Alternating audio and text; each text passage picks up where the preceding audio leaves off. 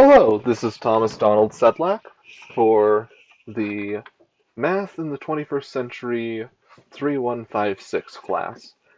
I'll be going over the assignments for this semester that I have completed and making a digital portfolio.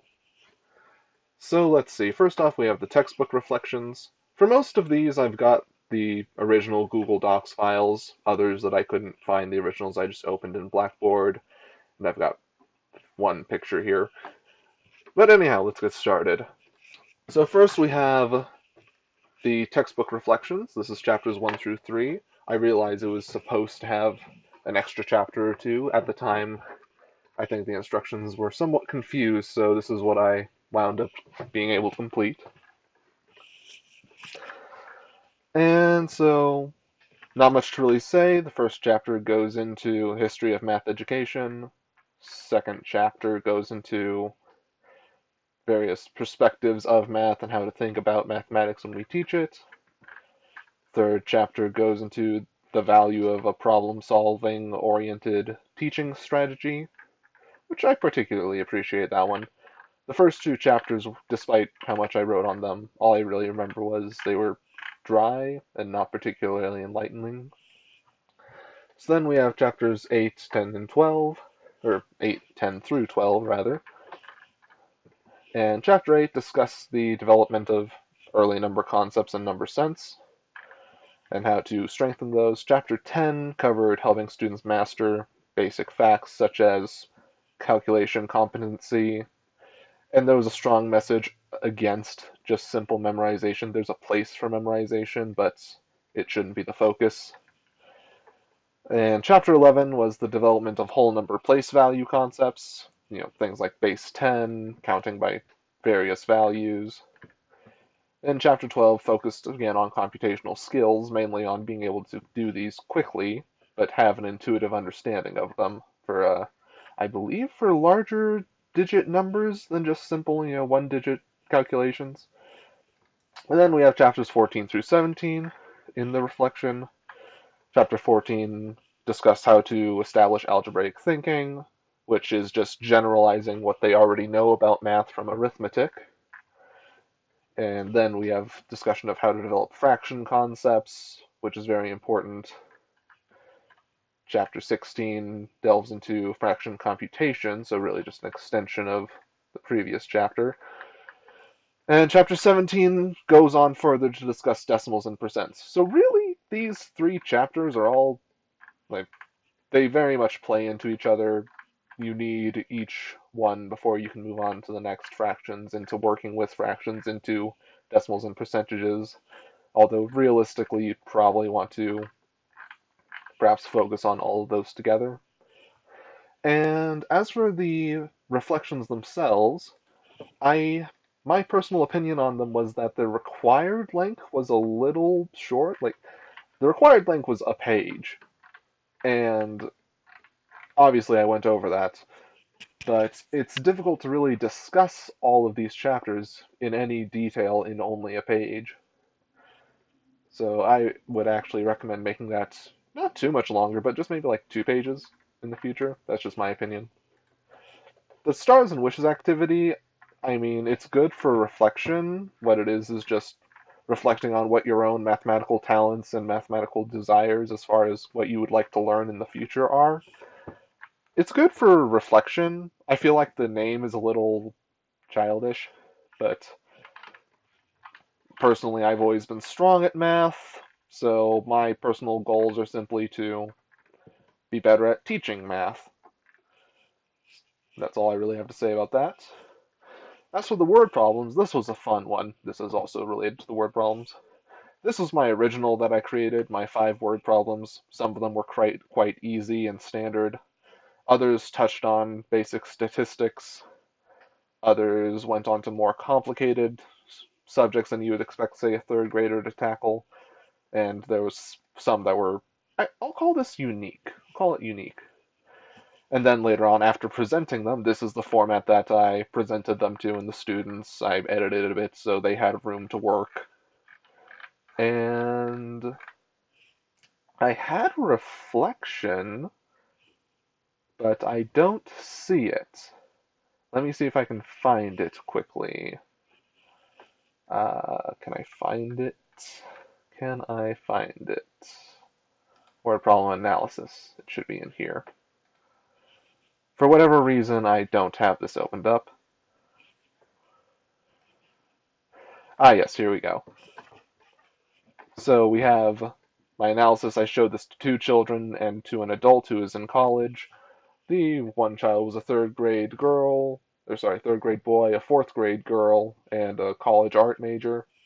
Ironically, the college art major struggled the most with the problems, but the children actually did better than I expected, which was surprising considering how many people in my class seemed to think that my problems were too difficult for that age level. But they actually did surprisingly well. They didn't get all of them, but uh, L got four of them and R got three of them, mainly because R just didn't understand what to do for one of the problems, just because of the way I worded it. But moving swiftly on, we had the group presentation, which I did with Monse and Mary. My particular contribution was. What was my particular contribution? This was Mary's part, and I believe. I forget which ones Mary and Monse did. This was my part, was the Skittles activity, using Skittles to go into measure, particularly the data part of measure. And there's not much to say about it. It's a pretty standard activity. Put them in groups, give them Skittles, have them make a little basic histogram of the colors, which is indeed, the standard. So then moving on, we had the Learning Center, and this is what my Learning Center looks like as a document. Just we have the standards, the materials, the different activities which we go into, and then the little ending, what's the word? Well, it's a quiz, but that's not the word for it that I'm looking for. The evaluation, that's it. And this is what the actual center itself looked like. I decorated it with various shapes. Started with quadrilaterals, but got bored of that. There was a book that goes along with this for the circumference activity. This one, using a book of the same name. So then moving on, we have the literature and math lesson plan, which again used circumference in the first round table for its integrated lesson. Aimed at grade 3 children, has a subject standards here, goals, objectives, multiple intelligences, which being that you're integrating literature and math, it's quite easy to address quite a few multiple intelligences. The assessment was essentially to use the work that the students were making to as a formative assessment, and then at the end have the students in groups and discussing their reading to see if they have developed a good insight into the topic. The steps. So basically, the idea was to present the students with manipulatives, just tiles of shapes, ask them to identify the shapes, list the qualities that they could notice, and start trying to sort them to try and to engage them in the topic. Then afterwards, they would be presented with a reading of circumference in the first round table, with a focus on what shapes are mentioned and the qualities that the book teaches about those shapes. And after that, they would have to, show that they have learned what qualities the book has taught, quadrilaterals having four sides, ovals and circles having no corners, etc. Yeah, as a part of group discussion. And then afterwards, they would have to be asked to draw quadrilaterals that don't fall into the categories they learned about, and to justify why. Or to go on and do the same with other common shapes. You could do triangles or circles or octagons, focus on the number of sides of the shape as a distinguishing quality. But moving on, we have the other lesson plan, which I decided to do a probability and statistics unit for a sixth grade class, simply because probability is one of my favorite areas of math, so it made sense to do a unit on it. And so we have 3 lessons here addressing these different standards to understanding how a set of data answers a statistical question can be described, recognize the measures of the center of a numerical data set, displaying numerical data, summarizing numerical data set in relation to context. And the objectives were to introduce students to probability and then deepen that understanding in various ways.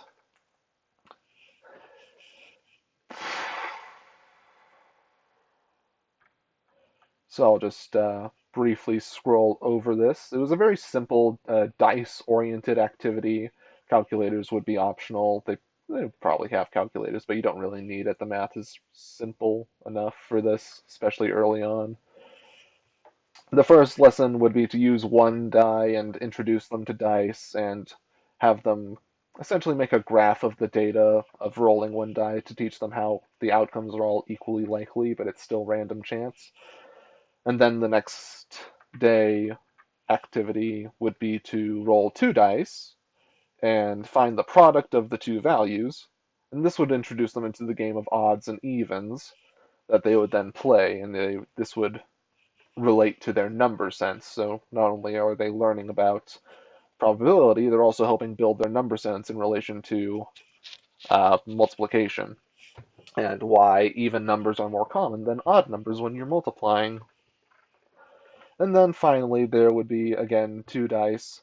They would be rolling sums this time, and unlike the odds and evens, they would be realizing, oh, odds and evens are equally likely with sums. But they'd also now be learning how to do a box and whisker plot, as that is also part of the standard. Histograms and box and whisker plots are part of the grade level standards. So then finally, we come to the observation reflection, which I chose to observe at Sultana High School, and I tried to stick to the same subject for teachers. It wasn't always possible due to teachers having, oh, this is my break period, this is she's not in today, this period I teach a different subject, etc., etc. But I mostly, I think, except for maybe 2 hours, got the same subject with different teachers. And I additionally chaperoned a field trip for an AP statistics class, which actually was a lecture from a college professor to prep students and demonstrate how to teach an AP stats lesson for other teachers. Uh, the main thing I noticed, the subject I observed was Math 1 primarily, but the main thing I noticed was the teachers were all very different from each other. The one I observed most was Mr. Scherf's class. I was able to see him introduce a topic, review material, and test, although not on the same topic, unfortunately. But nonetheless, it was very enlightening. And my biggest takeaway from his class, I believe I mentioned later on, is his method of cycling information. So his reviews always used information, or sorry, they always used problems from earlier in the year so that the children were constantly being reminded of old material. And effectively, due to the way he laid out his lessons, his students would have 1 week to be introduced to a topic, and then 1 week to be reviewing it on his little review quizzes before they were actually tested on it. So he was able to introduce topic A, and then next week review topic A as he introduced topic B, and then test on topic A at the end of the week. And I found that very effective, as his class was not only the furthest ahead out of the teachers I observed, but also the most well behaved, and also seemed to have a very solid understanding of the material. He had solid grades, from what I understand. And his classroom management was quite good, but nothing really groundbreaking to mention there, other than just, observing, handling the classes effectively. And his methods in that regard were similar to Mr. Moncada, Mrs. Gray, Mrs. Goldmeyer, who are all other teachers that I observed, although they weren't always as effective as he was. And yes, this is where I mentioned the spiraling method. Mr. Moncada's classes I reviews came in on a Friday. It was a review day. He was doing a Kahoot quiz, so that was a fun little example of bringing technology into the classroom just for student review. Uh, Mrs. Gray's class was a higher grade level, but she was She definitely had a very, what's the word, a good, solid relationship with her students, which is why she could get away with these harsh comments against them. She was rather upset that they didn't do their homework. And as for Mrs. Goldmeyer, oh boy, she's got a bad class, and she's making the best she can with it. And from what I can tell, she's made good progress with them, but she is very far behind the other teachers. But I don't believe it's her fault, so I don't want to say anything bad against her. And finally, the college professor I observed was very entertaining as much as he was educational, which I think it was a half stand-up routine, really, which I think is a solid way to show how making your lesson engaging and interesting is key to keeping people interested in the topic. So that's all I really have to cover. I don't believe I have anything else here. Oh, the Tim's Number Sense article. I forgot about that. Couldn't find this one earlier. So yes, this was a very short article, not really worth mentioning. It's interesting that numberability is affected by so many different factors. I didn't realize it was possible for socioeconomic status to affect your mathematical understanding, but on reflection, it makes a lot of sense. Let me see if I'm missing anything else. Do do do do do do do do do do do do. That's this. So do do do. Lovely. I think we're done.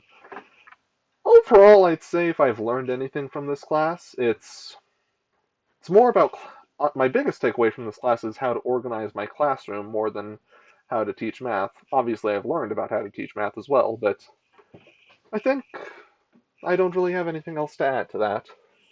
So I hope you have an excellent year, Professor, and goodbye.